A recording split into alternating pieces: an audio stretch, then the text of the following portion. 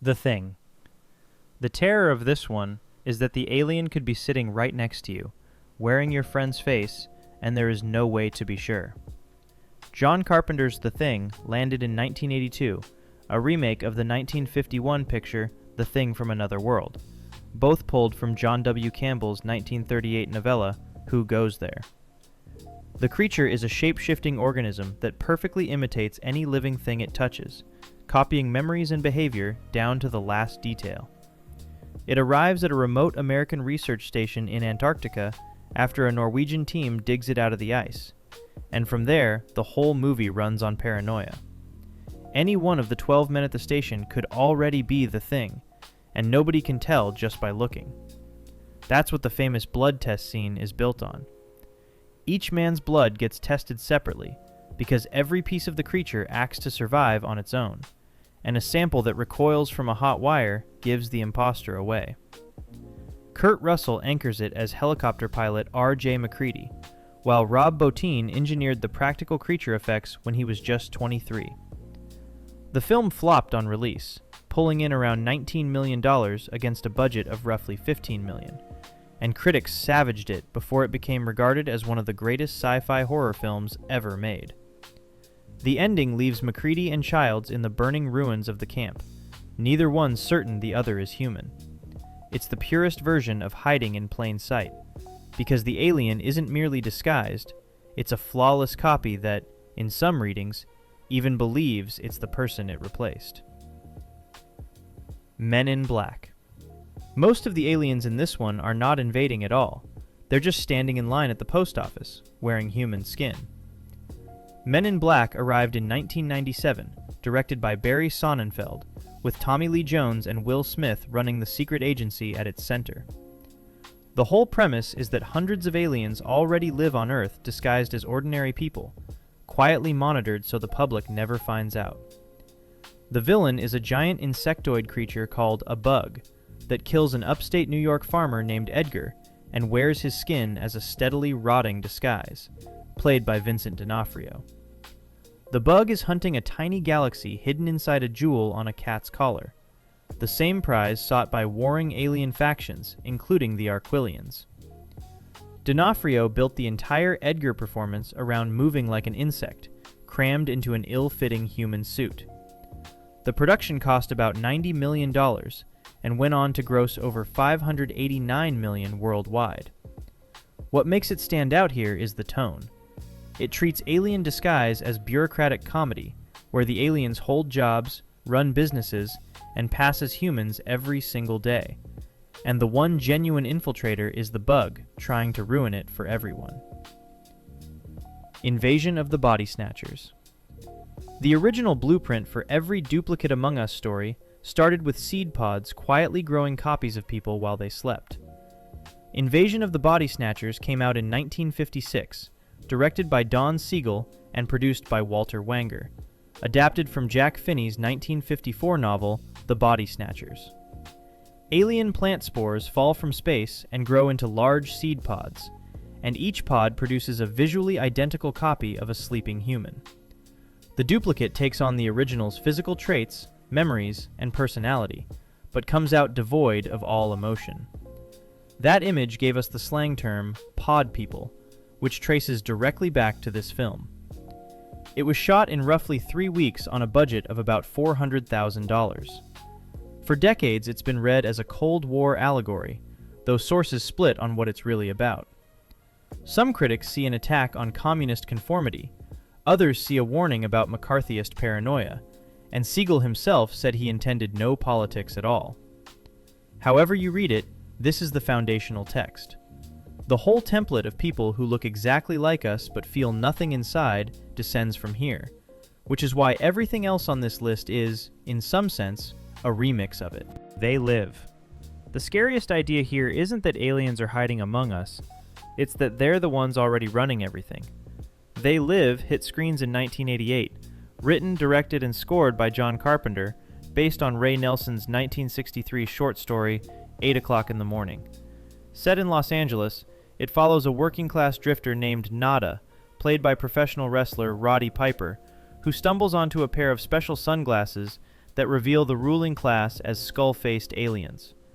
Through those glasses, the aliens hold white-collar jobs, run the media, and bury subliminal commands like obey, conform, and consume inside billboards and magazines.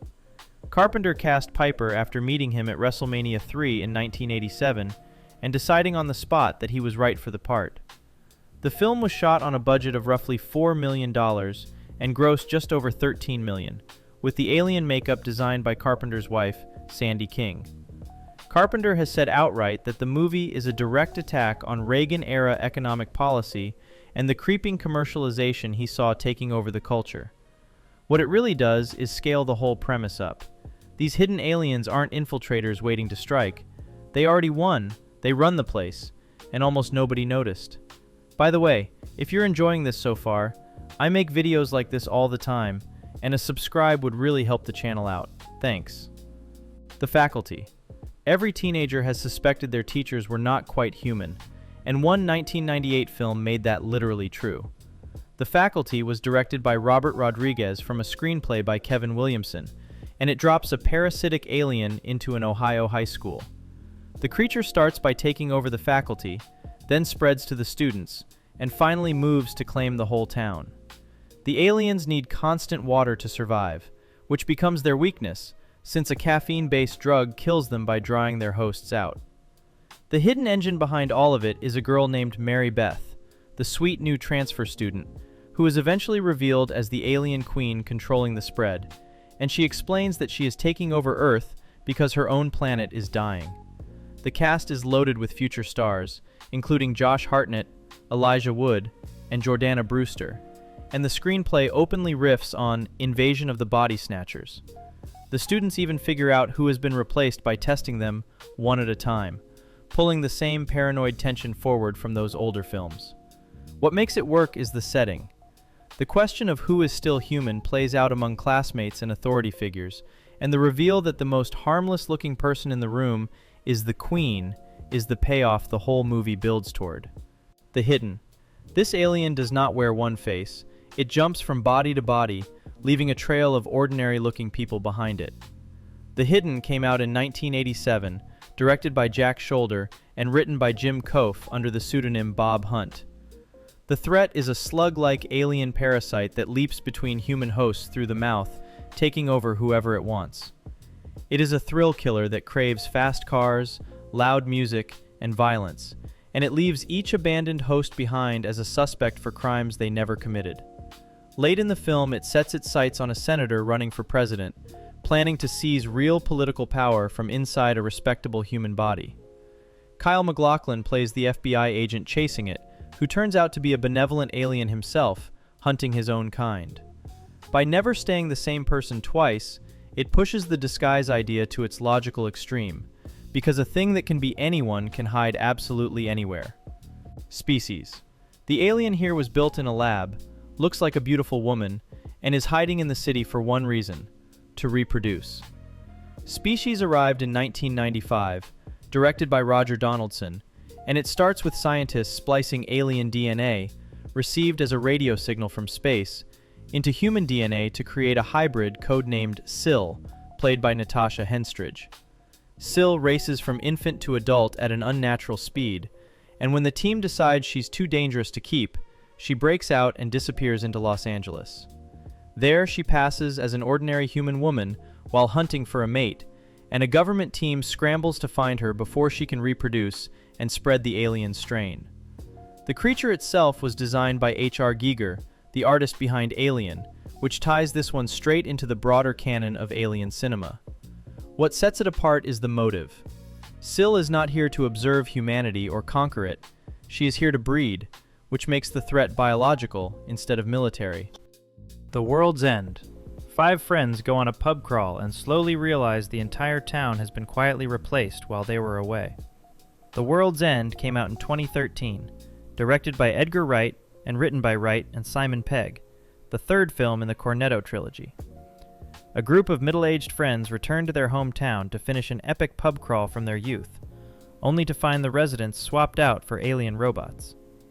Those robots, called blanks, turn out to be agents of a galactic network that wants humanity to join a peaceful interstellar community, and to make people acceptable, it has been quietly improving them. The reveal plays for laughs as much as horror, since the replacements bleed blue ink and can pop their own heads clean off. Wright and Pegg openly modeled the premise on Invasion of the Body Snatchers and the Stepford Wives, and stacked the cast with Simon Pegg, Nick Frost, Martin Freeman, and Rosamund Pike. This is the self-aware, comedic version of the formula, where the real horror is the improvement itself, and the hometown replaced angle gives the premise a strange, nostalgic ache. The Arrival. The aliens in this one aren't just hiding among us, they're quietly heating the whole planet to make it theirs. The Arrival came out in 1996, written and directed by David Twohy, with Charlie Sheen in the lead as radio astronomer Zane Zeminski. Zane picks up an alien signal and starts pulling on a thread that unravels into a global conspiracy. The aliens disguise themselves by wearing an external human skin stretched over their true reverse-jointed forms, and they have quietly embedded themselves inside scientific and government institutions.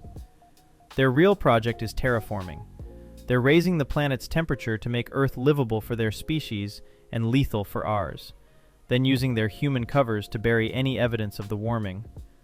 The moment one of them peels out of its human shape is the film's signature in plain sight beat, tying alien infiltration directly to environmental catastrophe. Starman. Not every alien hiding among us is here to conquer. This one just wanted to understand a single human heart. Starman came out in 1984, directed by John Carpenter and starring Jeff Bridges alongside Karen Allen. The story begins when an alien answers the invitation engraved on the Voyager 2 Golden Record and crash lands on Earth. To move among us, it clones the body of a recently deceased Wisconsin man and appears to his grieving widow, Jenny, wearing her dead husband's face. The two of them set off toward Arizona so the alien can be retrieved by his own people, with the military hunting them the entire way. Bridges earned an Academy Award nomination for Best Actor for the role. This is the gentle counterexample on the list. Here the disguise isn't a weapon, it's an act of imitation and curiosity, and it keeps the whole compilation from playing like one long horror reel. The Man Who Fell to Earth. David Bowie did not need much makeup to play an alien quietly living among humans. He barely looked human to begin with. The Man Who Fell to Earth came out in 1976, directed by Nicholas Roeg, and adapted from Walter Tevis's 1963 novel. Bowie stars as Thomas Jerome Newton, an alien who crash lands on Earth seeking water for his own drought-stricken home planet. To survive, Newton disguises himself as a human, builds a sprawling technology empire to fund a ship home, and hides his alien nature behind contact lenses and prosthetics. His captors eventually keep him sedated with alcohol, which he becomes addicted to, while they subject him to invasive medical tests. During one X-ray examination, the contact lenses that conceal his alien eyes permanently fuse to them, trapping him inside the disguise for good. The film leans hard on Bowie's already otherworldly persona to sell an alien passing as a strange but recognizably human man. Here, the disguise becomes a tragedy. Newton hides successfully, but he is slowly consumed by human vices and loses any chance of ever going home, making this the most melancholy version of the premise on the entire list. The Invasion. The newest spin on the pod people idea swapped seed pods for a virus, so the only way to stay human was to never fall asleep. The Invasion came out in 2007, directed by Oliver Hirschbiegel, with Nicole Kidman and Daniel Craig leading the cast. It is the fourth screen adaptation of Jack Finney's The Body Snatchers, following the versions from 1956, 1978, and 1993. Kidman plays a Washington psychiatrist who notices the people around her turning into emotionless drones in the wake of a space shuttle crash. This time, the replacement mechanism isn't a seed pod, but an alien spore, a kind of virus that rewrites a person during REM sleep. Once infected, they still look and act almost normal, but every flicker of genuine emotion is gone, which lets them blend back in undetected. The infected spread it by getting others to ingest contaminated fluids, hiding the entire takeover behind ordinary social contact, a handshake or a shared cup. The production itself was troubled, and reportedly the Wachowskis and director James McTeague were brought in for reshoots after the studio soured on Hirschbiegel's original cut. It leans into the question the whole subgenre keeps circling. If the hidden replacements are calm, cooperative, and free of war and cruelty, is a world like that actually worse than ours? And is it even worth resisting? The movie raises that possibility honestly before ultimately rejecting it. Under the Skin. The most unsettling alien on this list does not look like a monster at all. She looks like a woman in a van asking strangers for directions. Under the Skin came out in 2013, directed by Jonathan Glazer, who co-wrote it with Walter Campbell from Michelle Faber's 2000 novel.